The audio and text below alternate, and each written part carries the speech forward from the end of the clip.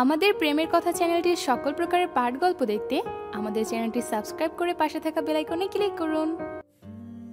ভোর 4:40 ধরণীতে অন্ধকার থেকে ধীরে ধীরে দিনের আলো ফুটছে। পাখিরা গাছের ডালে বসে কিচিরমিচির স্বরে গান গাইছে। দোতলা বিশিষ্ট বাড়ির দোতলার এক বারান্দার পর্দা সরে গেল দুপাশে তীব্রতর গতিতে। পর্দার বাহিরে বের হয়ে আসলো দুটো মাথা। পরক্ষণেই শুভ্র বর্ণের মুখের মেয়েটা ঢুকে গেল আবার পর্দার ভেতরে। কিন্তু শ্যামবর্ণের মেয়েটার ভাবাবেগ হলো না। লাফিয়ে ঝাঁপিয়ে বের হয়ে আসলো রুম থেকে। বড়সড় বারান্দায় এসে শ্বাস টেনে নিজের ভেতর নিল। হাত দুপাশে মেলে হেসে উঠল উচ্চ শব্দে। হাসির শব্দে রুমে থাকা শুভ্রবর্ণের মেয়েটা ভয় পেয়ে গেল। ভয়ের তো চোখে রুমের বাহিরে তাকাতেই বারান্দায় অবস্থিত মেয়েটা হুট করে রুমে ঢুকে ভয় দেখিয়ে দিল। শুভ্রবর্ণের মেয়েটা চোখ মুখ গোল গোল করে তাকিয়ে রইল। ভয় পাওয়ার জন্য পেছনের দিকে সরে গেল দুপা। ঠোঁট কামড়ে গোল চোখে তাকাতেই শ্যামবর্ণের মেয়েটা খিলখিল করে হেসে উঠল ভয় দেখাতে পেরে। শুভ্রবর্ণের মেয়েটা হাত বাড়িয়ে থাপড় মারল শ্যামবর্ণের মেয়েটাকে। মেয়েটা পিঠে থাপ্পড় খেয়ে ঠোঁট কুঁচকে শয়তানি হাসি দিল। চোখ ছোট ছোট করে বলল, যা নামাজ পড়তে যাই ইশরাত। শ্যামবর্ণের মেয়েটা ঠোঁটে মৃদু হাসি ঝুলিয়ে এবড়ো থেবড়ো পা ফেলে আবারও বারান্দায় আসলো। বারান্দার রেলিংয়ে হাতের তালু রাখলো। সকালের মিষ্টি বাতাস এসে ছুঁয়ে দিয়ে গেল মেয়েটার শরীরে বেয়ে নেমে গেল শিরশিরানি। এক নাম না জানা অনুভূতি। সকালের এই নিস্তব্ধ পরিবেশ ভেঙে গেল অট্টহাসির শব্দে। মেয়েটা চোখ বন্ধ করে নিল। সৈয়দ বাড়ির দ্বিতীয় ছেলে সৈয়দ নাসির উদ্দিনের দ্বিতীয় কন্যা সৈয়দা নুসরাত নাসির মানে আমি। একটু আগে যাকে ভয় দেখালাম সে আমার বড় বোন সৈয়দা ইশরাত নাসির। আমাদের যৌথ পরিবার। এখন সচরাচর যৌথ পরিবার দেখাই যায় না, বলা গেলে দেখাই যায় না। তবুও এই দেখা যায় না এর মধ্যে আমাদের পরিবার একটি। কবেই আমাদের পরিবারে ফাটল ধরতো যদি না চাচা আব্বাদের মধ্যে অটুট বন্ধন থাকতো। ও হ্যাঁ, আমাদের বাপ চাচা 4 ভাই এবং 2 বোন। সবার নিজ নিজ সন্তান রয়েছে। আমার বড় চাচা প্রায় 30 বছর ধরে দূর প্রবাসে থাকেন, ওনার ছেলেও ও স্ত্রীকে নিয়ে। বড় চাচা সৈয়দ হেলাল, ওনার 3 ছেলে। বড় ছেলে সৈয়দ জাইন, মেজ ছেলে সৈয়দ জায়ান আর ছোট ছেলে সৈয়দ আরশ। গত 12 বছর ধরে ওনারা দেশে আসেননি, বিভিন্ন সমস্যার জন্য। কবে আসবেন তাও জানি না। তারপরেও এখনো পরিবার সামলাচ্ছে বড় চাচা। বড় চাচাকে আমার বিশেষ পছন্দ না।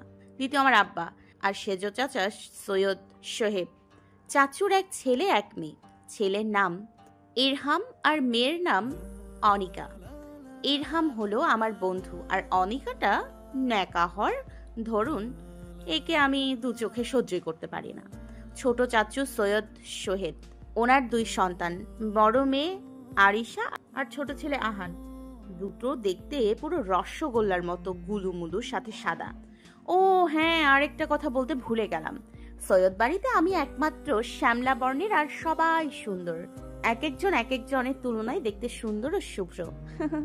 বড় ফুপু লুৎফা বেগম 3 সন্তানের জননী। বড় মেয়ে সাজিদা, বিবাহ হয়েছে 7 বছর আগে, এক ছেলে সন্তানও আছে। মেজ ছেলে আশিক বড় চাচার ছোট ছেলে আরশের বয়সী। ছোট মেয়ে মোমো আমার আর ইরহামের বয়সী। আমাদের ফ্যামিলিতে এত এত মানুষ, অনেক সময় আমি নিজেই ভুলে যাই ওদের নাম। যাই হোক, ও নো, আরেকটা কথা বলতে ভুলেই গেলাম। পুরো কাজিন গ্রুপে আমাকে বেয়াদ্দব নামে আখ্যা দেয়া হয়। রিলেটিভরাও আমাকে বেয়াদ্দব, অভদ্র, বেটা ছেলে মানে নামে ডাকে। কেউ কিছু বললেই বলে ওই নাসিরের বড় মেয়েটা যেমন ভদ্র, ছোট মেয়েটা তার থেকে দ্বিগুণ অভদ্র, বেয়াদব। এই বেয়াদ্দব নামটা আমার জটিল পছন্দের। সবাই যখন বেয়াদ্দব বলে আমায় ডাকে তখন নিজের কাছে ঝাক্কাস লাগে। পেছন থেকে এসে ইশরাত আমাকে চেপে ধরতেই চোখ মেলে তাকালাম। ইশরাত ভ্রু নাচিয়ে জিজ্ঞেস করলো, কি চিন্তা করছিস? নুসরাত চুপ করে দাঁড়িয়ে রইল। সূর্য ধীরে ধীরে নিজের তেজ ধরণীতে ফেলে ধরণীকে অভিভূত করছে। বাগানে ফুলের গাছগুলো কিছুটা মিয়ে পড়েছে এই কয়েকদিনের রোদের কারণে। সকালে সে মিষ্টি বাতাস এতক্ষণে ঢাকা পড়েছে সূর্যের তেজে। ইশরাত এসে রেলিংয়ে নুসরাতের পাশ ঘেঁষে দাঁড়ালো। ঠোঁট কামড়ে চেয়ে রইল সামনের দিকে। ধীরে ধীরে সৈয়দ বাড়ির পিছঢালা উঠোনে এসে জড়ো হলেন নাসির সাহেব, সোহেব সাহেব, সোহেদ ও ঘুমন্ত ইরহাম। সোহেবের জোর গলার আওয়াজ নিচ থেকে বারান্দা পর্যন্ত স্পষ্ট শোনা যাচ্ছে। গলা উঁচিয়ে সোহেব ইরহামকে ধমকাধমকি করছেন ঘুমানোর জন্য। ইরহাম তবুও নিভু নিভু চোখে চেয়ে আবার চোখ বুজে ফেলছে। নুসরাত মনে মনে গুনল 1, 2, 3। গোনার আগেই গালে দাবাং থাপ্পড় পড়ল ইরহামের। এক থাপ্পড় খেয়ে ইরহামের ঘুম হাওয়া হয়ে গেল। গালে হাত দিয়ে ঠোঁট কামড়ে চেয়ে রইল অবাক চোখে সোহেবের দিকে। এটা প্রতিদিনের কাজ। ইরহাম থাপ্পড় খেয়ে সোহেবের দিকে হা করে তাকিয়ে থাকবে, তারপর কাঁদো কাঁদো গলায় জিজ্ঞেস করবে, আব্বু মারলে কেন? আজও সেম প্রশ্ন জিজ্ঞেস করলো সোহেবকে। আব্বু মারলে কেন? আর একটা খাবি? ইরহাম দুপাশে মাথা নাড়িয়ে না করলো। সোহেব বললেন, ঘুম খেয়েছি নাকি আর একটা থাপ্পড় মারবো? এত বড় দারুণা ছেলে, ওনাকে ঘুম থেকে তুলে নামাজ পড়াতে হয়, হাঁটতে বের করতে হয়, যত সব খবিশগিরি। ইরহামের মুখ চুপসে গেল। এটা তার বাপ না মির্জাফর? তাকে থাপ্পড় মারতে একটুও হাত বাঁধে না? তার ফুলের মতো টসটসে গাল। এই লোক থাপ্পড়ে থাপ্পড়ে রক্তাক্ত করে ফেলছে। ঠোঁট কামড়ে সামনের দিকে তাকিয়ে রইল। ঘুম পূর্ণ না হওয়ার জন্য চোখের কোণ বেয়ে পানি এক ফোঁটা গড়ালো। ইরহাম হাতের তালু দিয়ে চোখের কোণ ঘষে মুছে নিল। সোহেব বকাবকি করে ভাইদের সাথে পা মিলিয়ে চলে গেলেন গেটের দিকে। ইরহাম নড়বড়ে পা বাড়ালো বাবার পেছনে। হাঁটতে হাঁটতে চোখ বারবার ঘষে নিল যাতে ঘুম চোখ থেকে চলে যায়। নুসরাত আর ইসরাত দুজন দুজনের দিকে তাকিয়ে দীর্ঘশ্বাস ফেলল। রোজ এই নাটক দেখতে দেখতে তারা দুজন বিরক্ত, তবুও ইরহামের বিরক্তি আসে না। ঘড়িতে সকাল 8টা বাজতেই ডাইনিং টেবিলের সামনে দেওয়ালে মোটা ঘড়িটা উচ্চ শব্দে বেজে উঠল। বাড়ির কর্ত্রীরা পা চালিয়ে খাবার নিয়ে এসে রাখতে লাগলেন টেবিলের উপর। সকল রুমের দরজা খোলা তীব্র শব্দ শোনা গেল। একে একে দপদপ করে সিঁড়ি বেয়ে নিচে নামার শব্দ হলো। 8:15 এসে সবাই নিজ নিজ জায়গা দখল করে নিল। নিজ নিজ প্লেট টেনে নিল নিজেদের দিকে। মেহেরুন্নিসা সৈয়দ বাড়ির কর্ত্রী, তিনি এসে বসলেন মাঝের চেয়ারে। তার বরাবর যে সোজা চেয়ার সেটা খালি রইল, কেউ বসলো না সেখানে। মেহেরুন্নিসা দীর্ঘশ্বাস ফেললেন। ছেলেটাকে দেখেননি সামনাসামনি আজ 12 বছর হয়ে গেল। আসবো আসবো বলে 12 বছর কাটিয়ে দিল, তারপরও আশা হলো না। চোখের কোণে জমা হলো হালকা পানি। তর্জনী আঙ্গুল দিয়ে মুছে নিলেন সকলের অগোচরে। নুসরাত চোখ উল্টে নিল মেহেরুন্নিসার কাণ্ডে। এই বুড়ি অতিরিক্ত ওভার অ্যাক্টিং করে। জন্মের পর থেকে দেখে যাচ্ছে, খেতে বসে এভাবে চোখ মুছছেন বুড়িটা। নুসরাত চোখ মুখ উল্টিয়ে ভেঙিয়ে বিড়বিড় করলো, যত সব আদিক্ষেতা, ভ্যাঁ ভু করে কান্না করছেন ছেলের জন্য, আর ছেলের নাই খোঁজ দেশের আসার। নাজমিন বেগম পেছন থেকে নুসরাতের মাথায় গাঁটটা মারলেন। আকস্মিক মাথায় ব্যথা অনুভব হতেই নুসরাত চোখ মুখ কুঁচকে পেছনে তাকালো। পেছনে তাকাতেই নাজমিন বেগম নিজের হাতের মধ্যে থাকা তেল নুসরাতের মুখে ঘষে দিলেন। ইসরাতের দিকে তাকাতেই দেখলো ইসরাতের মুখে তেলে জবজবে হয়ে আছে। ঠোঁট চেপে হাসার আগেই নাজমিন বেগম মুখ চেপে ধরে আবার আরো কিছু তেল মুখে ঘষে দিলেন। নুসরাতের হাসি মুখ থেকে হাওয়ার বেগে উড়ে গেল। ইসরাত হিহি করে হেসে উঠল। নুসরাত চোখ উল্টে তাকালো। নাজমিন বেগম থমথমে গলায় বললেন, দুটো মুখে কিছু না দিয়ে কি বানাচ্ছিস? মুখের অবস্থা তোদের তুলনায় ওই রহিমার ফেস ভালো। ও নিজের মুখের যত্ন নেয় তোদের তুলনায় বেশি। তোদের বাপ প্রতিদিন এসব নিয়ে ক্যাটক্যাট করে, তোদের শুনতে খুব ভালো লাগে তাই না? উফ আম্মু, ভালো লাগছে না, কথা বলো না তো। নাজমিন বেগম কিছু বলার আগেই নাসির সাহেব এসে ডাইনিং রুমে পদার্পণ করলেন। ডাইনিং টেবিলের ফিসফিস কথাবার্তা শেষ হয়ে গেল। নিস্তব্ধ হয়ে গেল চারপাশ। সবাই নিজ নিজ প্লেটের দিকে চোখ নামিয়ে নিল। আদেশের স্বরে নাসির সাহেব বললেন, খাবার দাও নাজমিন। নাজমিন বেগম স্বামীর প্লেটে রুটি, আলু ভাজি আর ডিম ভাজি দিলেন। ধীরে ধীরে সবাই নিজ নিজ প্লেটে খাবার তুলে নিল। চুপচাপ খেতে ব্যস্ত হলো সবাই। সকল নিস্তব্ধতা ছাপিয়ে মেহেরুন্নিসার স্যামসাং ওল্ড মডেলের মোবাইলে ভিডিও কল আসলো। নাসির সাহেব মায়ের দিকে একবার চোখ তুলে তাকালেন, গম্ভীর গলায় বললেন, আম্মা আপনাকে না বললাম লাঞ্চ করার জন্য, তাহলে এখনো করেননি কেন?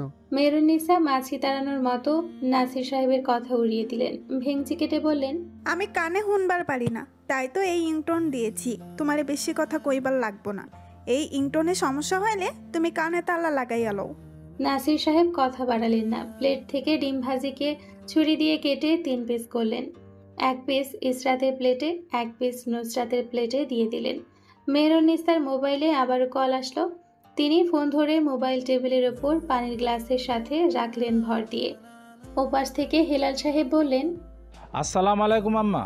ওয়ালাইকুম আসসালাম। আম্মা ভালো আছেন? বাবা, তুমি কিলা নাচছো? যেরকম দেখছেন। হেলাল সাহেবের পাশ থেকে কেউ ফিসফিস করে বলল, পাপা বলে দাও না। মেহরুন্নিসা কপালে ভাঁজ ফেলে বললেন, কি কইবা হেলাল? হেলাল সাহেব ধমক দিলেন কাউকে, তারপর ভিডিওর দিকে তাকিয়ে বললেন, আম্মা একটা কথা বলার ছিল। এত হিয়ালি না কইরা আসল কথা কও আব্বা। ওপাশের ছেলেটা হয়তো বিরক্ত হলো। হেলাল সাহেবের হাত থেকে মোবাইল টেনে নিল নিজের কাছে, বড় গলায় সালাম দিল। মেহরুন্নিসা সালামের উত্তর দিলেন, জিজ্ঞেস করলেন, কি হইছে আরশ? আরশ নাম শুনতেই নুসরাতের কপালে গাঢ় ভাঁজ পড়ল। ইসরাতের দিকে আর চোখে তাকাতেই দেখলো ইসরাতও তার দিকে তাকিয়ে আছে। ইশারায় দুবোন কিছু কথা বলে নিয়ে নিজ নিজ খাবার খেতে ব্যস্ত হলো। আরশ গম্ভীর গলায় ফোনের ওপাশ থেকে বলল, দাদি 2 দিন পর পাপা দেশে আসছে। এটা বলতে গিয়ে পাপা বারবার থেমে যাচ্ছে। আপনাদের সবাইকে জানিয়ে আসতে চেয়েছিলেন, তাই আমি জোর করে পাপাকে কল দিয়ে জানিয়ে দিলাম। নুসরাতের কপালের ভাঁজ শিথিল হলো। হেলাল সাহেবের দেশে আসার কথা শুনে নুসরাতের মেরুদণ্ড দিয়ে বয়ে গেল আলাদা ধরনের শিরশিরানি বাতাস। হাতের রোম ধীরে ধীরে খাড়া হয়ে গেল। নুসরাত অবাক চোখে তাকিয়ে নিজের হাত পায়ের অস্বাভাবিক কম্পন দেখল। ততক্ষণে খাবার টেবিলে এক প্রকার হইচই লেগে গেছে। সবাই খাওয়া দাওয়া থামিয়ে একের পর এক প্রশ্ন করে চলেছে। মেহরুন্নিসার চোখ অশ্রুসিক্ত, সাদা শাড়ির কোণ দিয়ে চোখে জল মুছলেন। আরে দাদি কাঁদছো কেন? এই জন্য পাপা তোমাকে জানাতে চাইনি। আরশের নিরেট গলার স্বর। মেহরুন্নিসা চোখ মুছে নিয়ে হাসলেন, জিজ্ঞেস করলেন, তোরা আইবি? আসলে কি আমাদের বিয়ে দিবে? আইসা দিমনে সুন্দর দেখা একটা মায়ের সাথে তোর আর জালিনের বিয়া। তোরা আসবি? আমি আর ভাইয়া এখনো শিওর না। আরশের শিওর না শুনে ঝিমিয়ে পড়া নুসরাত শয়তানি হাসি দিল। উৎফুল্ল হয়ে নাস্তা করতে লাগলো। হেলাল সাহেব বললেন, আম্মা নাস্তা করছো? ওই তোদের ওখানে কয়টা বাজে? এই তো 5টার আশেপাশে। নামাজ পড়েছো তুমি? দাঁড়া দেখাই। মেহরুন্নিসা মাথা নাড়ালেন। হেলাল সাহেব জিজ্ঞেস করলেন, মেহরুন্নিসা ব্যাক ক্যামেরা করতেই নুসরাত প্লেট নিয়ে উঠে দাঁড়ালো। পেছন পেছন ইসরাতও উঠে দাঁড়ালো। দুজন প্লেট নিয়ে অগ্রসর হলো কিচেনের দিকে। এই সেমরি, কই যাও? তোমাগো আব্বার সাথে কথা কও। দুজনের একজনও পেছন ফিরে তাকালো না। তাদের বইয়েই গেছে ওনার সাথে কথা বলবে। নাসির সাহেব নুসরাতকে ডাকলেন, নেই, উত্তর নেই। আরশ কপালে ভাঁজ ফেলে তাকিয়ে রইল। চোখ ছোট ছোট করে নুসরাতের পরনের কাপড় সকলের আগে নোটিস করল। দাঁত দিয়ে ঠোঁট কামড়ে চেয়ে রইল যে দিক দিয়ে দুই বোন গিয়েছে ওই দিকে। সৈয়দ বাড়িতে আজ আলোড়িত হয়ে আছে এক প্রকার খুশির ঝুমে। বাড়ির 3 কর্ত্রীরা ছড়িয়ে ছিটিয়ে কাজ করছেন। একজন রুম পরিষ্কার করছেন, তো অন্যজন কিচেন সামাল দিচ্ছেন, তো আরেকজন আসবাবপত্র বের করে ডাইনিং টেবিলে সুন্দর করে সাজাচ্ছেন। মেহরুন্নিসা পান চিবোতে চিবোতে সবকিছু তদারকি করছেন। বৌদের দেখিয়ে দিচ্ছেন কিভাবে কি করতে হবে। বাড়ির মহিলারা কাজ করতে থাকলেও এই বাড়ির 4 মেয়ে এটে আছে নিজেদের রুমে। 4 জনের একজনও নিজেদের রুম থেকে বের হয়ে এসে সাহায্যের হাত বাড়িয়ে দিলেন না মা চাচিদের। বাড়ির 3 কর্ত্রী সব কাজ নিজেরা সামাল দেওয়ার চেষ্টা করছেন। অনেকক্ষণ পর নাজমিন বেগম কিচেন থেকে ঝিমুনো পায়ে বেরিয়ে এসে বসলেন ধপ করে সোফার ওপর। মৃদু কণ্ঠে ঝর্ণা বেগমকে ডেকে উঠলেন, সেজ, যা তো গিয়ে দেখে আয় মেয়েগুলো কি করছে। আর গোসল না করলে বল তাড়াতাড়ি গোসল করার জন্য। তোদের ভাই একটু আগে ফোন দিয়ে বলল লন্ডনের ফ্লাইট কিছুক্ষণ আগেই ল্যান্ড করেছে। ঝর্ণা বেগম হাত ওনায় মুছতে মুছতে বের হয়ে আসলেন স্টোর রুম থেকে। ডাইনিং রুমে দাঁড়িয়ে শব্দ করে শ্বাস ফেলে দ্রুত পায়ে এগিয়ে গেলেন উপরে তলার দিকে। রুমের বাহিরে দাঁড়াতেই কানে আসলো দুবোনের ফিসফিস কণ্ঠে কথা বলার শব্দ। সেদিকে কান না দিয়ে ঠকঠক করে শব্দ করলেন দরজার উপর। ভেতর থেকে ইসরাতের গলা ভেসে আসলো। পারমিশন আসতেই ঝটপট ভেজানো দরজা ঠেলে ভেতরে প্রবেশ করলেন ঝর্ণা বেগম। ইসরাত আর নুসরাত তার দিকে তাকিয়েছিল। ঝর্ণা বেগম ভেতরে প্রবেশ করতেই চোখাচোখি হলো তার সাথে 2 বোনের। ওদের দিকে তাকিয়ে মুচকি হাসলেন ঝর্ণা বেগম। ঠোঁট ভিজিয়ে নিয়ে জিজ্ঞেস করলেন, কি করছো দুজন? এই তো ছোট ফুপির বিয়ের ভিডিও দেখছি। ঝর্ণা বেগম বিছানায় বসে ওনার সাহায্যে কপালের ঘাম মুছছেন। হালকা এসে জিজ্ঞেস করলেন, এই সময় দেখছো কেন? নুসরাত বিছানায় শুয়ে পা নাড়াতে নাড়াতে জিজ্ঞেস করলো। বিয়ের ভিডিও দেখতে হলেও কি সময় দেখে দেখতে হয়? ঝর্ণা বেগম কপাল কুঁচকালেন। নুসরাতের দিকে কুঁচকানো কপাল নিয়ে চেয়ে আওড়ালেন, তুমি এরকম কেন? একটা প্রশ্ন করলে ঘুরিয়ে আরেকটা প্রশ্ন ফিরিয়ে দাও। নুসরাত মাথার নিচে দুহাত রেখে আরাম করে শুয়ে আওড়ায়, কারণ আমি এরকম, তাই আমি এরকম। ইসরাত ল্যাপটপের দিকে ইশারা করে ঝর্ণা বেগমকে। ছোট 3টি বাচ্চাকে দেখিয়ে জিজ্ঞেস করে, এই ছেলেটাকে? কোন ছেলে? ওই যে ফুপির ডান পাশে যে দাঁড়িয়ে আছে। ওহ, ও ও তো আরশ, তোমাদের বড় বাবার ছেলে। ওকে চিনতে পারছো না? চিনতে পারবো কিভাবে? কথা হলে তো চিনতে পারবো। লাস্ট 12 বছর আগে দেখা হয়েছে, কথা হয়েছে। মেবি লাস্ট 12 বছর আগেই। চেহারা নকশা কেমন ছিল তাই তো ভুলে গিয়েছি। ভ্যাচকানো মার্কা মানচিত্রের মতো চেহারা ছিল। ঝর্ণা বেগম মৃদু হাসলেন নুসরাতের কথায়, সতর্ক করে বললেন, মেজো আপার কানে গেলে নুসরাত তোমার পিঠে 2 ঘা পড়বে, মনে রেখো। ইয়া আল্লাহ, দেখো তোমাদের গোসল করার জন্য বলতে এসে গল্প করতে বসে গিয়েছি। যাও যাও, গোসল করতে যাও। মেজো আপা পরে আমাকে বকবে। বৌমা, কয়টার ফ্লাইটে আসবেন দ্য গ্রেট সৈয়দ হেলাল সাহেব অ্যান্ড হিজ সন্স? ওদের লন্ডনের ফ্লাইট 10 মিনিট আগেই এসে পৌঁছেছে। মেজো ভাই কল করে বললেন। এখন কয়টা বাজছে বৌমা? ঘড়ির দিকে তাকিয়ে থেকে জিজ্ঞেস করছো কয়টা বাজে? তোমাদের নিয়ে আর পারা যায় না। বলো না কয়টা বাজছে, এত কথা বলো না তো। তুমি তো জানোই আমি বেশি কথা বলা পছন্দ করি না। ঝর্ণা বেগম ভেঙচি কাটলেন নুসরাতকে। ঝটপট রুমের বাহিরে বের হতে হতে গলার আওয়াজ বাড়িয়ে বললেন, 1:15। ঝর্ণা বেগম বের হওয়ার আগে ইসরাত আবারও পিছু রেখে জিজ্ঞেস করলো, লন্ডনের ফ্লাইটে ওরা আসবে কেন? ঝর্ণা বেগম মাথায় হাত রেখে ঈষৎ চোখ কুঁচকে বললেন, আরে বোকা মেয়ে, ফ্রান্স থেকে আসলে সোজা ঢাকায় আসতে হবে। ফ্রান্সের ফ্লাইট সিলেটে এখনো করা হয়নি, কিন্তু ট্রানজিট ফ্লাইটের মাধ্যমে আসা যায়। তাই ওরা ফ্রান্স থেকে 2 ঘন্টা জার্নি করে লন্ডন আসছে, এরপর সরাসরি সিলেট আসছে। বুঝেছো? এবার আমি যাই। 1 মিনিট, ওরা চাইলে তো সোজা ঢাকা চলে আসতে পারতো, তাহলে এত পেছিয়ে আসার মানেটা কি? ওসব তোমাদের বড় বাবার কারসাজির নিম্নমানের একটা উদাহরণ। এরপরে কি কি হয় শুধু দেখো। আর কিছুক্ষণ পর তো এখানে এসে পড়বেন, তখন দেখে নিও। ঝর্ণা বেগম কথা শেষ করে বের হয়ে যাওয়ার পর নুসরাত ইসরাতকে ধাক্কা দিল গোসলে যাওয়ার জন্য। ইসরাত নুসরাতকে ধাক্কা দিল, একজন আরেকজনকে ধাক্কা দিতে থাকলো গোসলে যাওয়ার জন্য। কিছুক্ষণ পর হার মেনে গোসল করতে চলে গেল ইসরাত। বিছানার মধ্যে অলস ভঙ্গিতে পড়ে রইল নুসরাত। বোঝা গেল গোসল করার কোনো তাড়া নেই তার। রুম থেকে চিৎকার করে ইসরাতের উদ্দেশ্যে বলল, 1 ঘন্টা হওয়ার আগে গোসল থেকে বের হবি না। বের হলে তোকে বারান্দায় ঝুলিয়ে রাখবো রেলিং এর সাথে। দোতলা থেকে হেলে দুলে সিঁড়ি বেয়ে নুসরাত ড্রয়িং রুমে আসলো। মেহরুন্নিসাকে পান বানাতে দেখে এগিয়ে গেল তার দিকে। তারপরেই কোনো আগাম বার্তা ছাড়া ধূপ করে মেহরুন্নিসার নিকট গিয়ে গায়ে গা লাগিয়ে বসে গেল। মেহরুন্নিসা কিঞ্চিত বিরক্ত হলে নুসরাতের এরকম ঘেঁষাঘেঁষি দেখে বিরক্তি নিয়েই বললেন, এই তুই আমার লগে লাইগা বইসস কে? নুসরাত হাসলো। মেহরুন্নিসার আরও একটু গা ঘেঁষে বসে কর্কশ কণ্ঠে বলল, আরে বুড়ি, এত তেজ দেখাও কেন? যেভাবে চ্যাট করে উঠতেছো মনে হচ্ছে আমাকে একটা বিয়ে দিয়ে রাখছো। এখন আমি জামাইরে ঘরে রাখা আয়সা তোমার সাথে ঘেঁষাঘেঁষি করতেছি। মেহরুন্নিসা তেতানো মেজাজ নিয়ে তারসা গলায় জিজ্ঞেস করলেন, তোরে বিয়ে করবো কেটা? আমাকে বিয়ে করার জন্য কি লোক কম পড়ছে? একটু বাইরে তাকালে দেখতে পাবে আমার জন্য কত পোলা মজনু হইয়া ঘুরতেছে। আইসে তোর জন্য পোলা মানুষ দিবানা হইয়া ঘুরবো। ওই মজনুই তোর জন্য দিবানা হইব, আর কেউই হইব না, বুঝছস? উফ দাদা, এরকম করছো কেন? তাইলে কি করম? তোর সাথে বইলাতে আমারে ভালোবেসে আদর করে কথা বলবে, এরকম করবে না। শুধু চিরবির করে ওঠো কেন? মনে হয় তোমার উপর কেউ গুঁড়ো মরিচ ছিটিয়ে দিয়েছে। ওরে আমার নবাব জাতি, ওনার সাথে আদর করে কথা বলতে হবে। নুসরাত কিছুক্ষণ চুপ করে বসলো।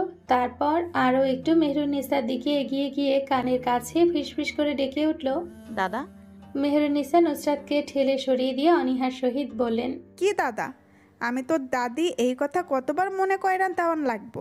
নুসরাত মেহরুন্নিসার কথায় কান না দিয়ে বিরক্ত করার জন্য আবার ভেঙে বলে উঠল, আচ্ছা মনে থাকবে দাদা দাদা। এভাবে বলে গান শুরু করলো।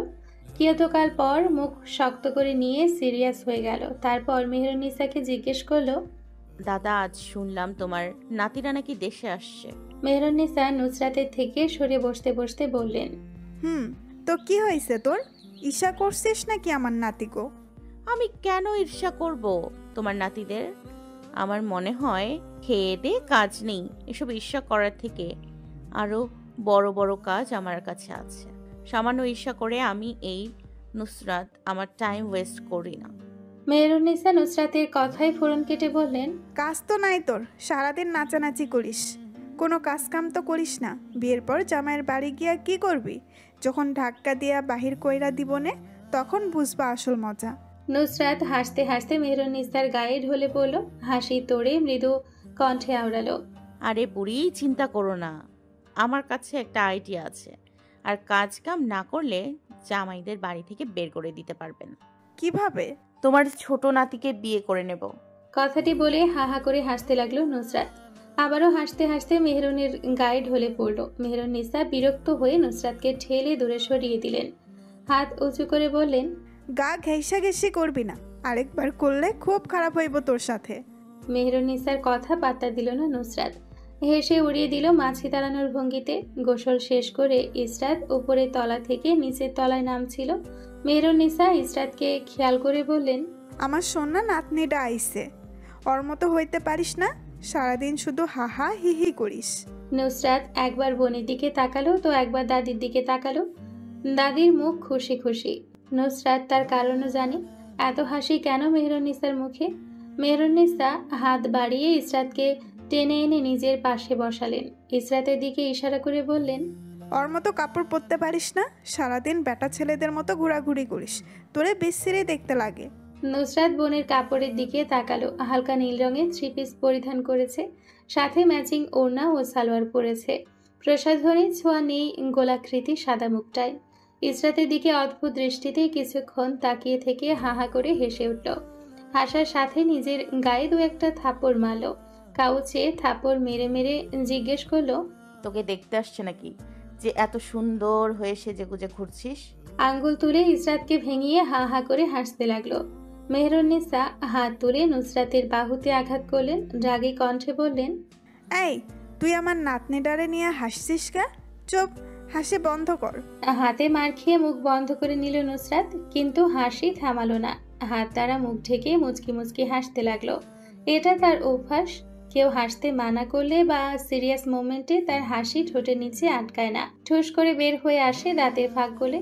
তাই এবারও তাই হলো, মৃদু শব্দে হিহি করে হেসে উঠল।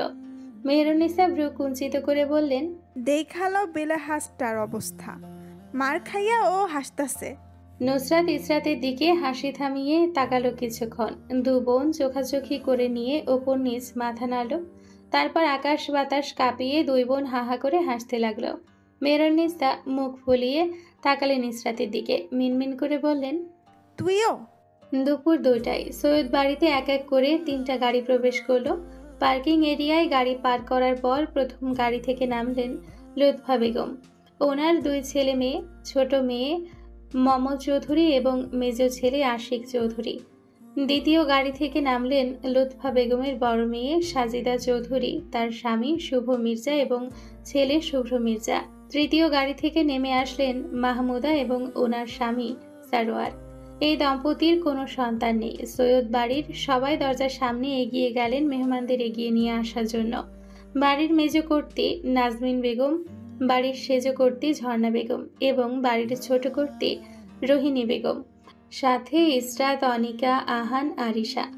নাজমিন বেগম চোখ ঘোরালেন সবার দিকে, কাউকে খুঁজলেন। বাড়ির মানুষের ভিড়ে কিন্তু কাঙ্ক্ষিত ব্যক্তিকে হয়তো খুঁজে পেলেন না।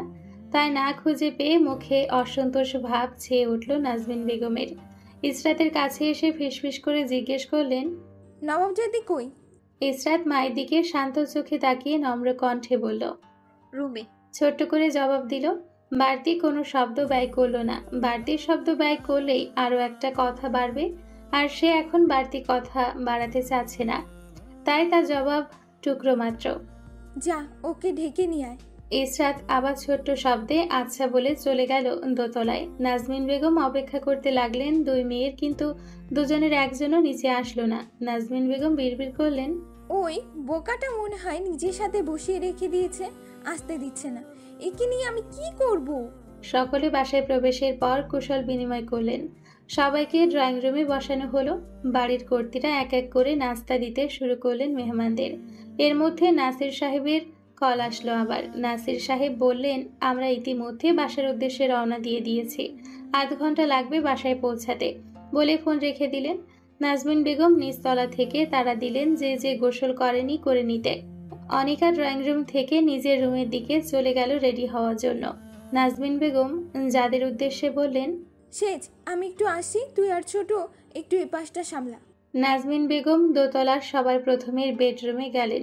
গিয়ে খেয়াল করলেন ইসরাত মোবাইলে ফেসবুক স্ক্রল করছে আর নুসরাত বিছানার নিচের দিকে মাথা দিয়ে বিছানার উপর পা রেখে শুয়ে আছে আর কাকের মতো কাকা করে গান গাইছে। জানতো যদি নুসরাত রানী বাঁচবে, কতদিন বানাইতো 5 তলা বিল্ডিং কোরিয়ার রঙিন। নাজমিন বেগম ধমকের স্বরে নুসরাতের গানের মাঝখানে বলে উঠলেন, এই তুই এখনো গোসল করিসনি? এই যা গোসল করতে। হাত তুলে মারার জন্য এগিয়ে গেলেন বিছানার দিকে নাজমিন বেগম। আরে মা, যাচ্ছি বলে নুসরাত এক লাফে বিছানা থেকে নেমে বাথরুমের দরজা দিয়ে ভেতরে ঢুকে গেল। তারপর শক্ত হাতে শব্দ করে দরজা লাগিয়ে দিল নাজমিন বেগমের মুখের উপর। ইসরাতের দিকে তাকিয়ে নাজমিন বেগম বললেন, কাপড় চেঞ্জ কর, কাবার থেকে নতুন কাপড় পরে নিবি। আম্মা, এটা তো নতুন। চেঞ্জ করতে বলেছি মানে চেঞ্জ করবি। আমি তোমাকে আদেশ দিয়েছি, জিজ্ঞেস করিনি ইসরাত? ইসরাত হ্যাঁ ভঙ্গিতে মাথা নাড়ল। সন্তুষ্ট হয়ে নাজমিন বেগম কিচেনে চলে গেলেন। নাজমিন বেগম চলে যেতেই ওয়াশরুমের দরজা খুলে মাথা বের করলো নুসরাত। রুমের চারিদিকে মাথা ঘুরিয়ে দেখলো নাজমিন বেগম আছেন কিনা। ওয়াশরুমের দরজার সামনে দাঁড়িয়ে কুকু করে শব্দ বের করলো মুখ দিয়ে। নুসরাতের এই রকম অদ্ভুত শব্দ বের করা দেখে ইসরাত মাথা ঘুরিয়ে ওয়াশরুমের দিকে তাকালো। ভ্রুকুচকে জিজ্ঞেস করলো, কি হয়েছে? আম্মা চলে গিয়েছে? ইসরাতের বলতে দেরি হয়েছে। লাফ দিয়ে বিছানার উপর নুসরাতের আসতে দেরি হয়নি। নুসরাতকে বিছানায় উঠে বসতে দেখে ইসরাত জিজ্ঞেস করলো, তুই গোসল করবি না নুসরাত? না, এখন করব না। তো কখন করবি? মেহমান তো প্রায় চলে এসেছে। সন্ধ্যার সময় করব। আর এরা কিসের মেহমান? এদের আমি মেহমান মনে করি না।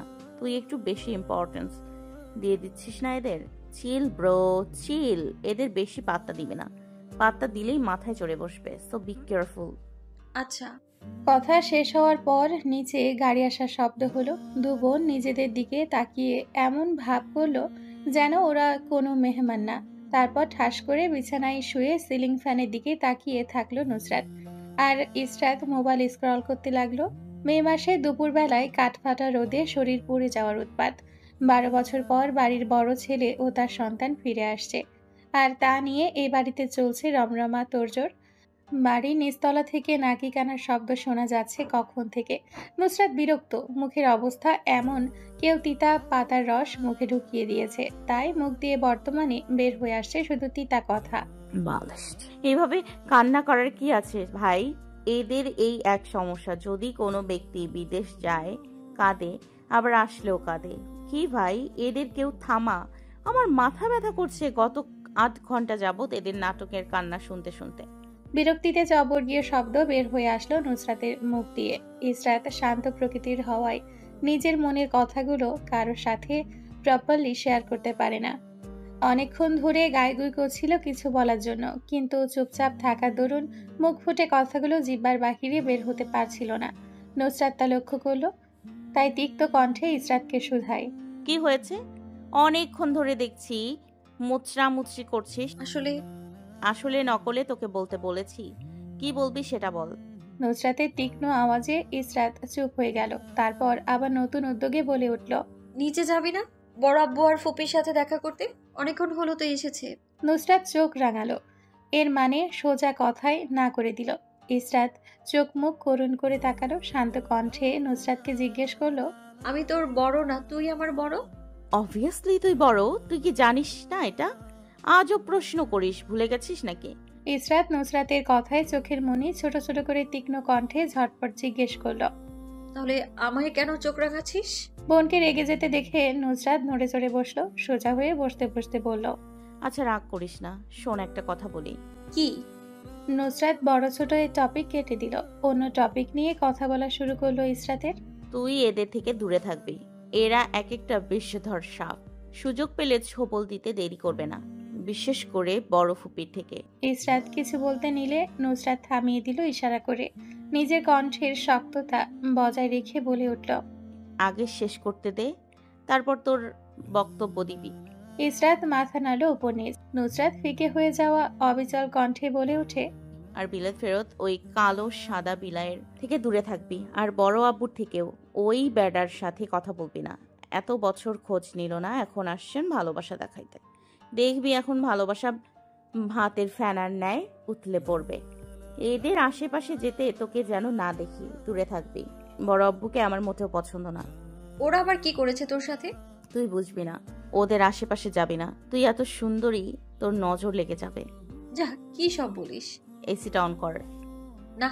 তাহলে ফ্যানটা চালা। না, বিল উঠে যাবে। তুই তো আর বিল দিবি না, আব্বু দিবে।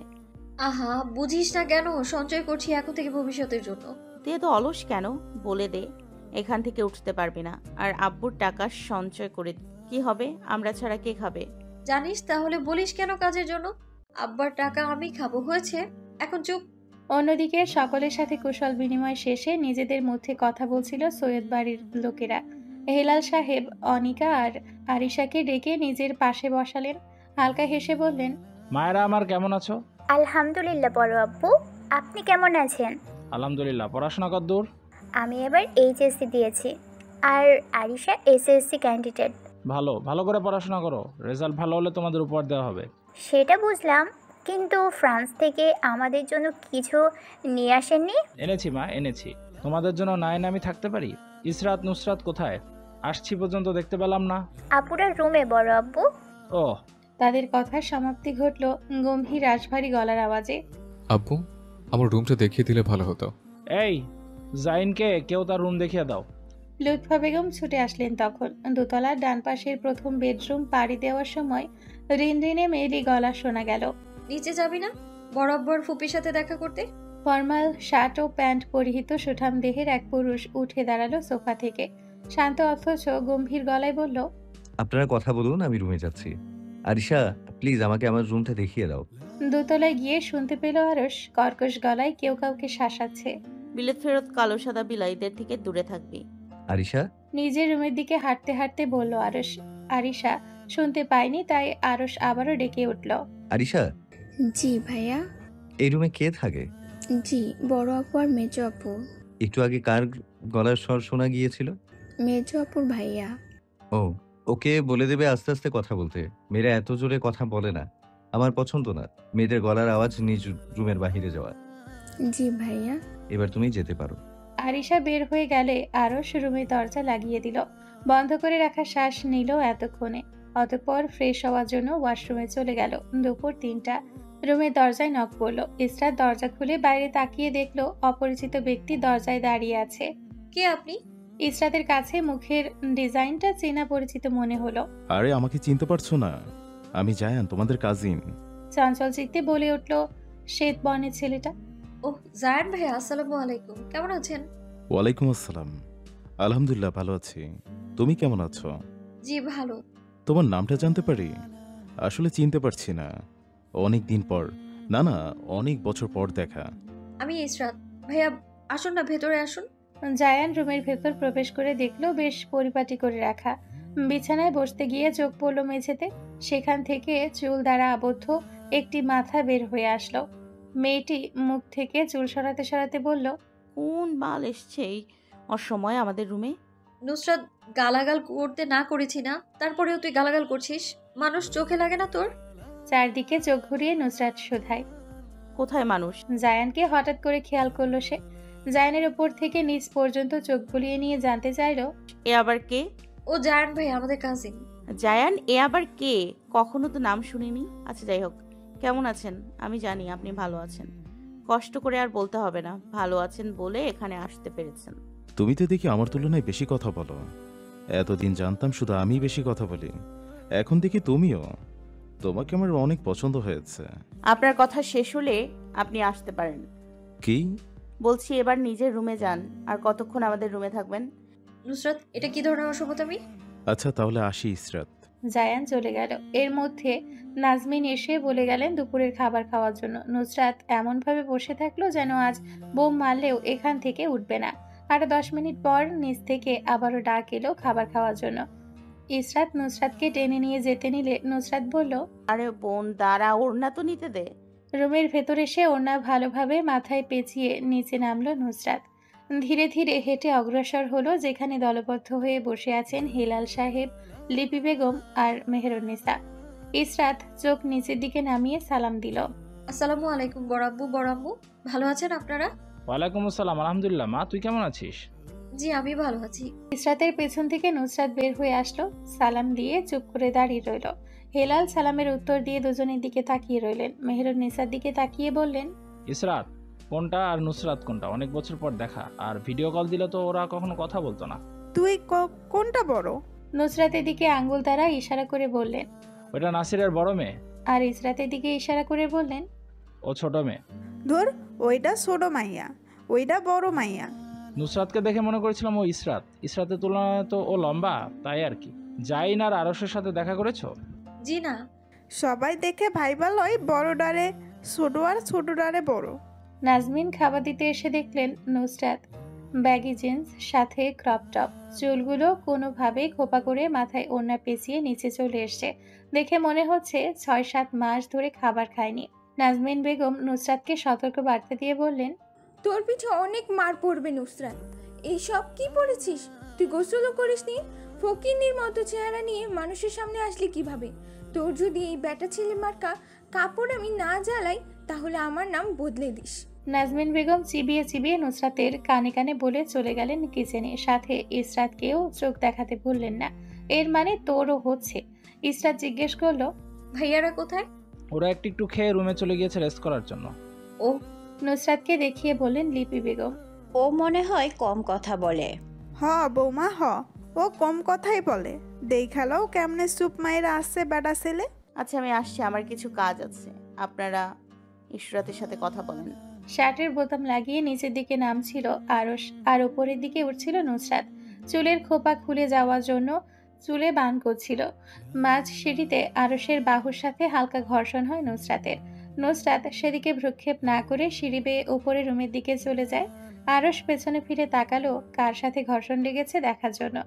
লম্বা ফিনফিনে শরীরের একটা মেয়ে অতি দ্রুত সিঁড়ি বেয়ে উপরে উঠছে দেখল। আরশের কাছে মনে হলো মেয়েটার কাছে ধাক্কা লাগাটা নিতান্তই স্বাভাবিক বিষয়। বিড়বিড় করে আওড়ালো, একবার সরি বলার প্রয়োজন বোধ করলো না, বেয়াদব মেয়ে। নিচে নেমে ইসরাতের সাথে দেখা হলো। কুশল বিনিময় শেষে বলল, মাম্মা, আমি মাহাদির সাথে দেখা করতে যাচ্ছি, ফিরতে লেট হবে।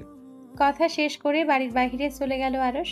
শুভ জিজ্ঞেস করলো, কি গো শালিকা গন, কোথায় ছিলে এতক্ষণ? রুমে ছিলাম দুলা ভাই, আপনারা কখন এলেন? ওই তো সবার সাথে। ইসরাত তো নিচে ছিল, বলেনি তোমায়? হ্যাঁ হ্যাঁ বলেছিল, ভুলে গিয়েছিলাম। চলুন দুলা ভাই, বাহির থেকে হেঁটে আসি। চলো শালিকা গন।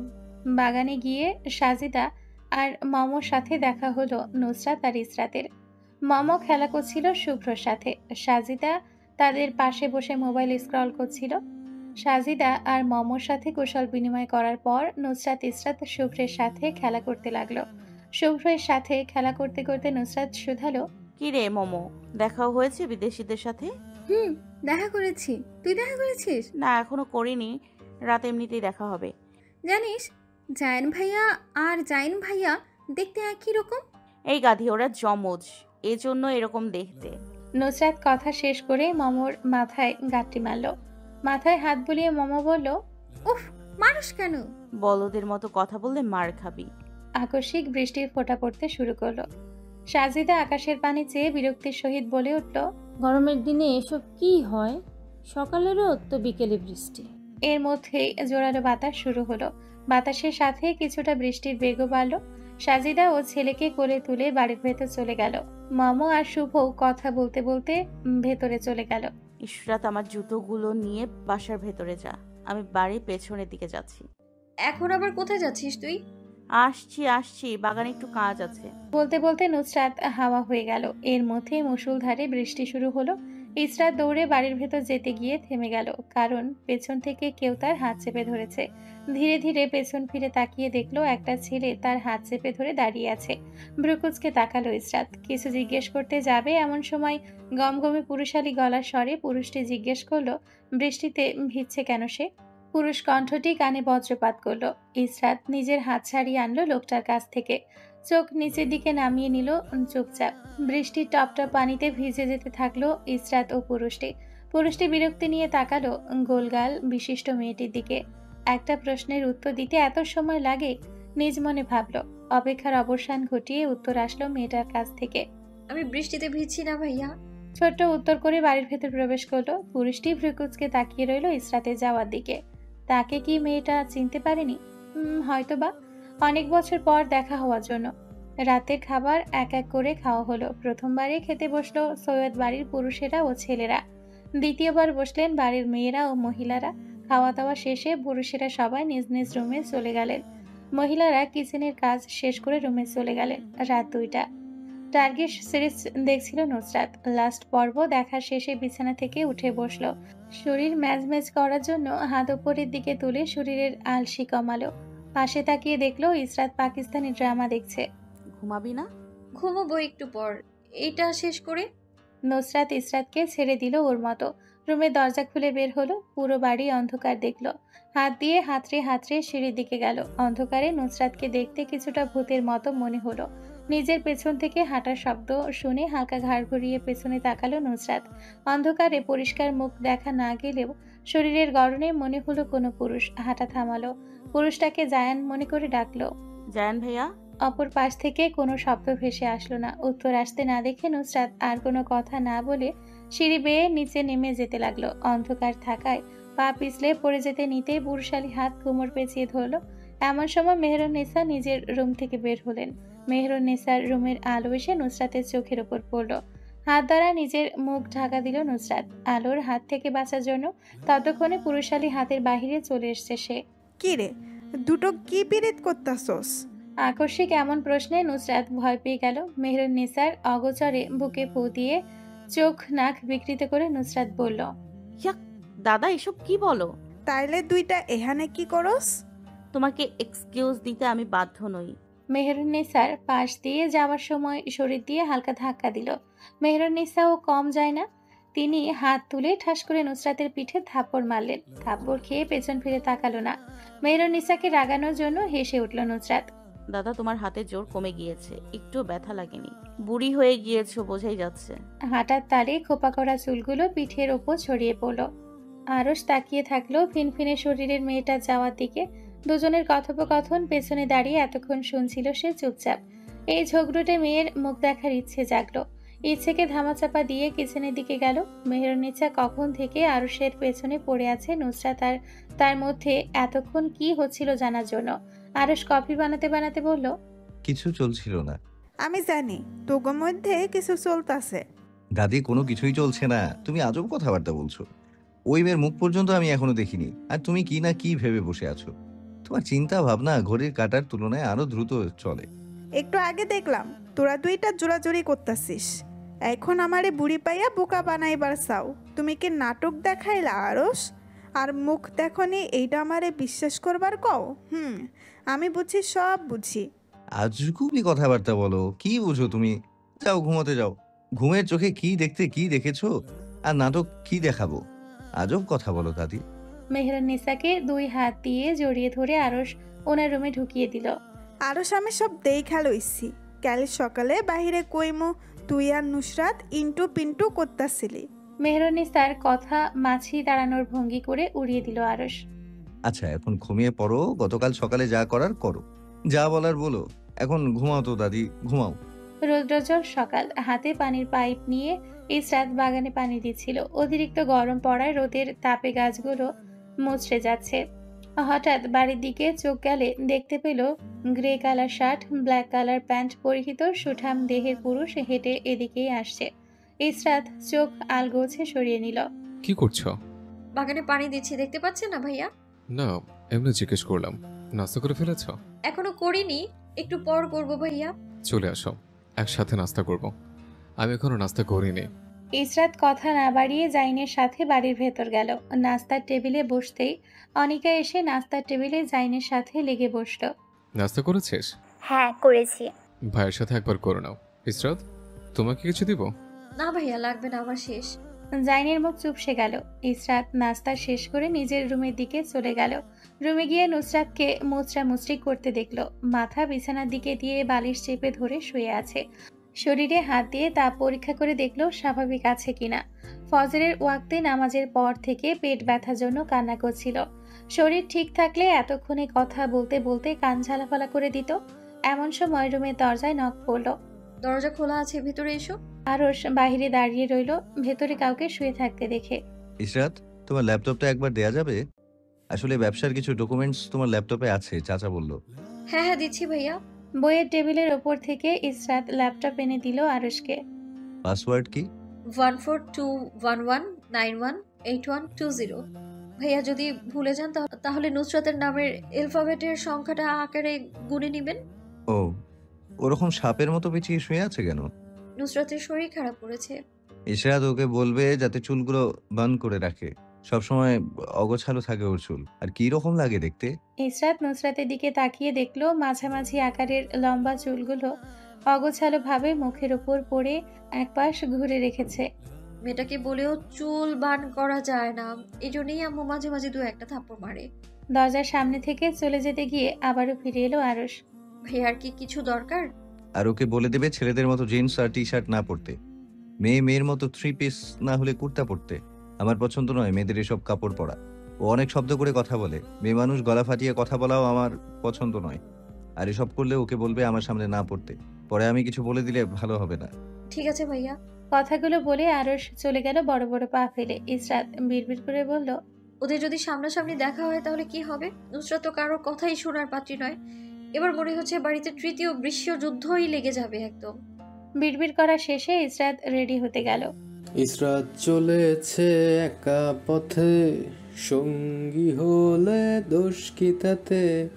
ইসরাত শোনা, রাগ করে না, রাগ করলে তোমায় লাগে আরো ভালো। ইসরাত পায়ে জুতো খুলে হাতে নিল। এতদিন ধরে এর আজব আজব কথা শুনে বিরক্ত। জুতো খুলে ঢিল মারল ছেলেটার মাথায়। নিশানা ঠিকঠাক, ছেলেটার মাথা বরাবর গিয়ে পড়লো জুতো। ছেলেটা হয়তো বুঝতে পারেনি ইসরাত জুতো খুলে ঢিল মারবে। আকস্মিক এমন ঘটনায় ছেলেটা হতভম্ব হয়ে তাকিয়ে থাকলো। ইসরাত বাপায়ের জুতো খুলল পিটানোর জন্য। পিটানোর আগেই বাইক নিয়ে শো করে পাশ কাটিয়ে চলে গেল ছেলেটা। বেবি, আজকে মনে হচ্ছে তোমার মাথা গরম, আগামীকাল দেখা করব বেবি। ফ্লাইং কিস দিয়ে বলল বাই বাই। ইসরাত হাতে 5 হাত দূরে বাইক থামিয়ে আবার বলল, বেবি কাল দেখা করব, আজ তুমি ভার্সিটি যাও কেমন? শালা বদমাস, আরেকদিন হাতের কাছে পাই পিটিয়ে তোর অবস্থা কি করি দেখিস। আর যে মুখ দিয়ে ফ্লাইং কিস দিচ্ছিস না, ওই মুখই আমি বাকিয়ে দেব। জুতো পড়তে পড়তে চিৎকার করে বলল Israt. Baby tata, bye bye. Bike নিয়ে শো করে চলে গেল ছেলেটা। নাজমিন বেগম রুমে এসে দেখলেন নুসরাত এখনো ঘুমিয়ে আছে। হাত দিয়ে ধাক্কা দিলেন, নরম সুরে বললেন, কিছু খাবার খেয়ে নে। খাবো না, পেট ব্যথা করছে। এখনো কমেনি? না। যা গিয়ে শাওয়ার নিয়ে আয়, আমি গরম পানি করছি, শাওয়ার নিলে ভালো লাগবে। কিছু খাবারও খেয়ে নিবি। খাবো না। চুপচাপ নেমে এসে টেবিলে বসবি, আমার যেন তোকে আবার ডাকতে না হয়। নুসরাত তেড়ামি করলো না। পেট ব্যথার জন্য কথা বলতে ইচ্ছে হচ্ছে না। বিছানা থেকে উঠে ওয়াশরুমে চলে গেল। নাস্তা শেষ করে চুপচাপ রুমে যাওয়ার পথে মেহরুন্নিসা পেছন থেকে ডাকলেন। রোবটের মতো হেঁটে গেল দাদির রুমে। মেহরুন্নিসা হাত দিয়ে দেখিয়ে দিলেন ওনার পাশে বসার জন্য। আজ আর গায়ে লেগে বসলো না নুসরাত, নির্দিষ্ট দূরত্ব রেখে বসলো। আজ এত চুপচাপ হইয়া রইছস কে? পেট ব্যথা করছে। মেহরুন্নিসা বুঝে নিলেন যা বোঝার, প্রতি মাসে এরকম হয়। পেট ব্যথার জন্য 2-1 দিন বাচাল মেয়েটা চুপচাপ হয়ে যায়। মেহরুন্নিসা এক দৃষ্টিতে কিছুক্ষণ তাকিয়ে থাকলেন। অনুশোচনায় তার ভেতর দগ্ধ। সময় থাকতে কেন মানুষ বুঝে না, পরে গিয়ে সেটা জন্য আফসোস করতে হবে। তাহলে এরূপ ভুল করতো না কেউই।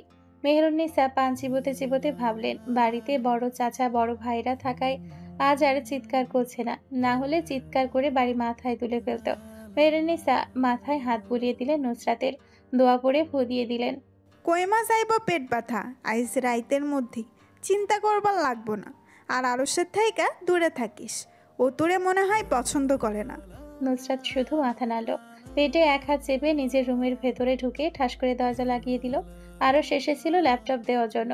নক করার আগে ঠাস করে দরজা লাগানোর জন্য অপমানিত বোধ করলো। আমাকে অপমান করার জন্যই দরজা লাগিয়েছে এভাবে। নিজ মনে মন গড়া কথা ভেবে নিল আরুষ। উপাসের মেয়েটা জানতে পারলো না দরজার বাহিরে কেউ দাঁড়িয়ে আছে। ইসরাতের ভার্সিটি থেকে বের হয়ে দেখা হলো জায়ান আর মমর সাথে। দুজন ফুচকা খেতে বের হয়েছে। জাইন ইসরাতকে জিজ্ঞেস করলো এই এরিয়ার ভেতর কোনো ফুচকা হাউস বা রেস্টুরেন্ট আছে কিনা। ইসরাত সানন্দে উত্তর দিল, সামনে একটা শপিং মলের উপরের 3য় তলায় দারুণ ফুচকা পাওয়া যায়, দুজন ওখানে গেলে যেতে পারো। ইসরাত বাড়ির ভিতর প্রবেশ করে দেখলো ড্রয়িং রুমে মাহাদি বসে আছে। সালাম দিল মাহাদিকে ইসরাত। মাহাদিও সালামের উত্তর দিল। ইসরাত কোনো শব্দ ব্যয় না করে পাশ কাটিয়ে চলে গেল। লিপি বেগম কিচেন থেকে ডেকে বললেন আরশকে নিচে আসার জন্য বলতে মাহাদি এসেছে। আরশের রুমের বাহিরে থেকে ইসরাত বলল, ভাইয়া আপনার ফ্রেন্ড আসছে, বড়ম্মু বলেছে নিচে যাওয়ার জন্য, আপনার ফ্রেন্ড ড্রয়িং রুমে বসে আছে। ইসরাত মেহমানের কথা বলে রুমে চলে গেল। বিছানায় তাকিয়ে দেখলো নুসরাত শুয়ে আছে। ঘড়ির দিকে তাকিয়ে দেখলো 2টা বাজে। পেট ব্যথা কমেছে? কমেছে। আরেকটা ওষুধ খেয়ে নিস। আচ্ছা।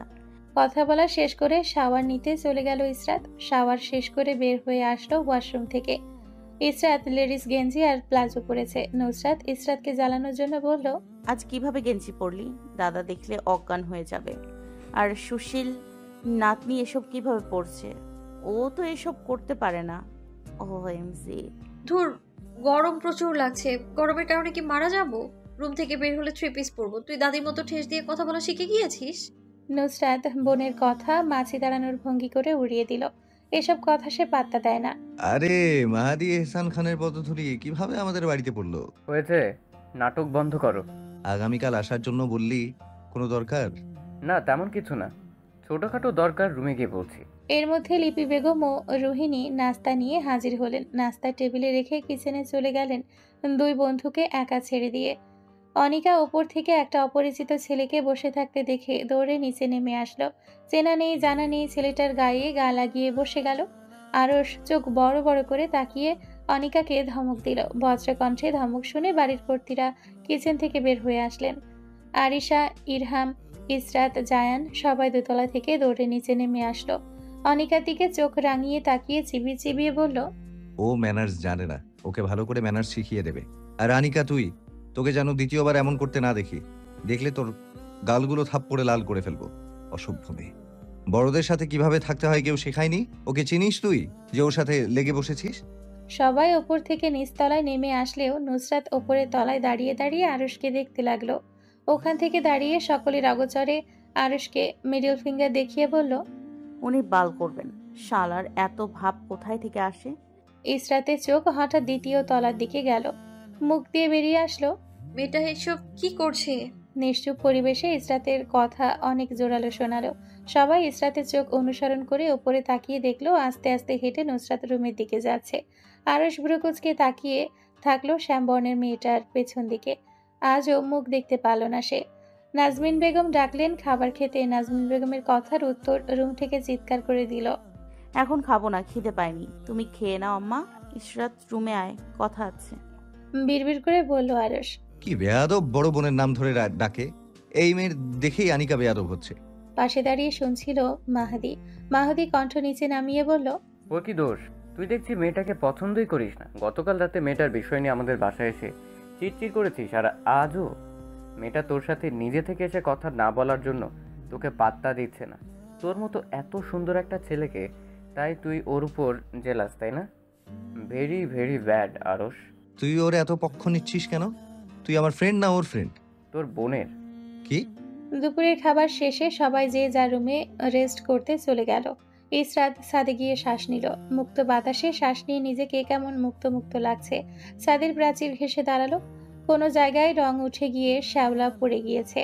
বাড়ির ছাদ থেকে ফসলের জমি দেখা যায়। ফসলের জমি খালি পড়ে আছে। পেছন থেকে কারোর পায়ের শব্দ শুনে ঘাড় ঘুরিয়ে পেছনে তাকালো ইসরাত।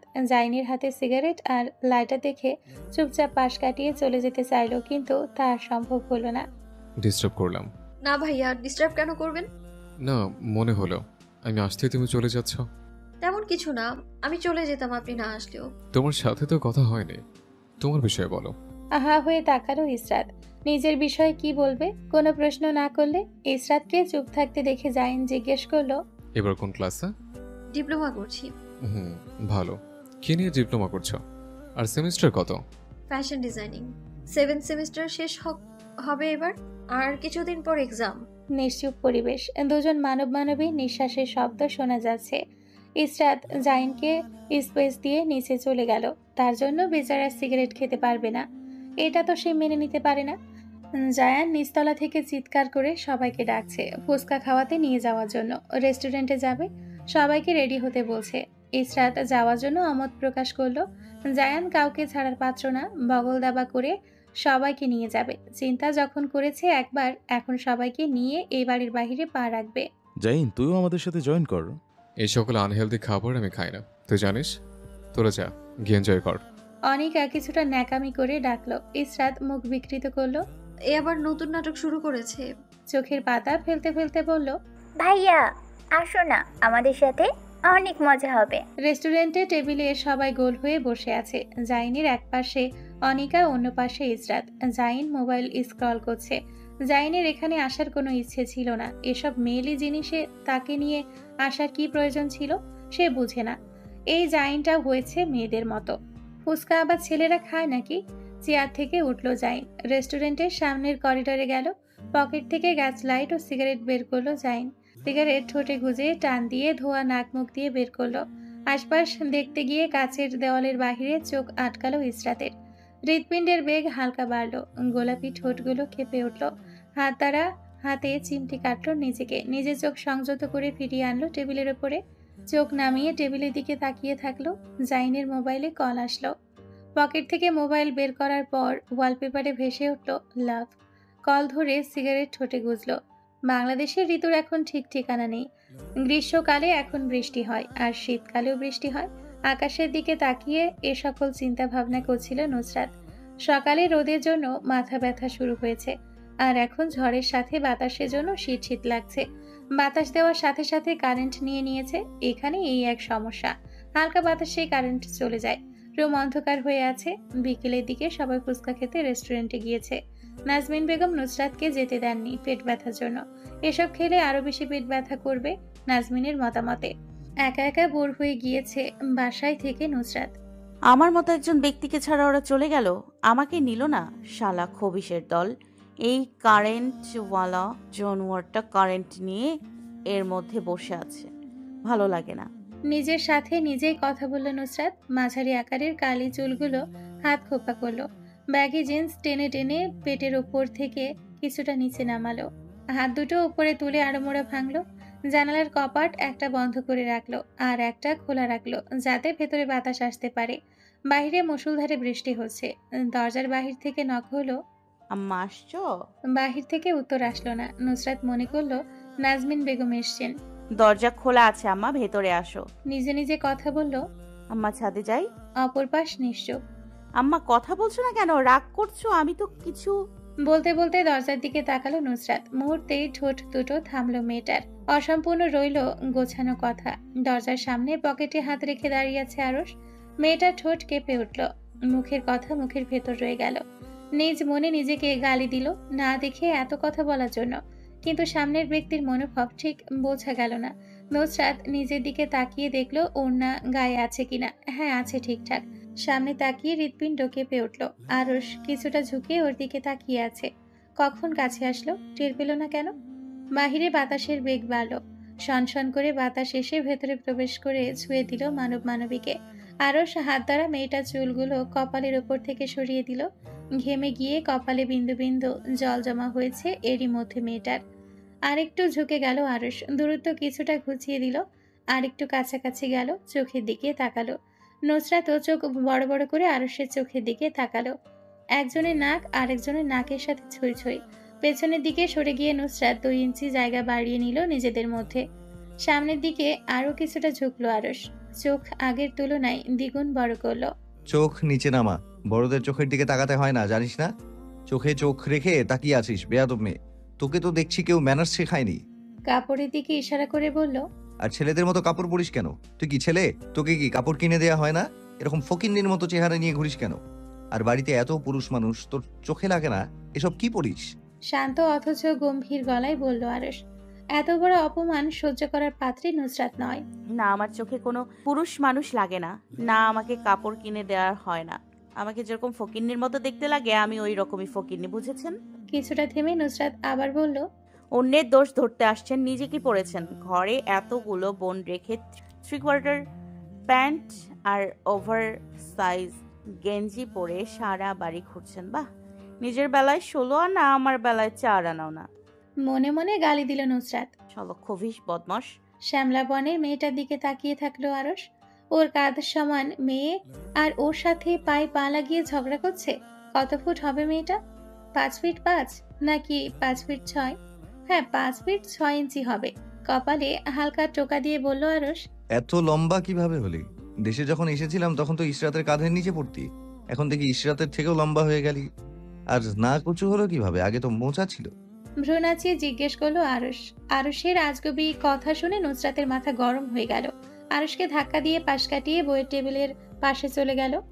আপনি এসব আজব কথাবার্তা বলতে আসলেন? দরজা খোলা আছে, দয়া করে চলে যেতে পারেন।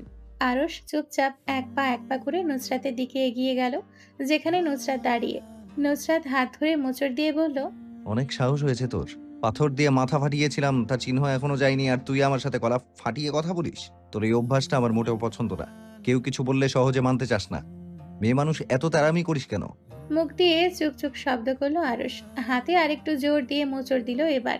নুসরাত মোচড় খেয়ে উফ শব্দ করলো না, শুধু তাকিয়ে থাকলো উজ্জ্বল শ্যামবর্ণের ছেলেটার দিকে।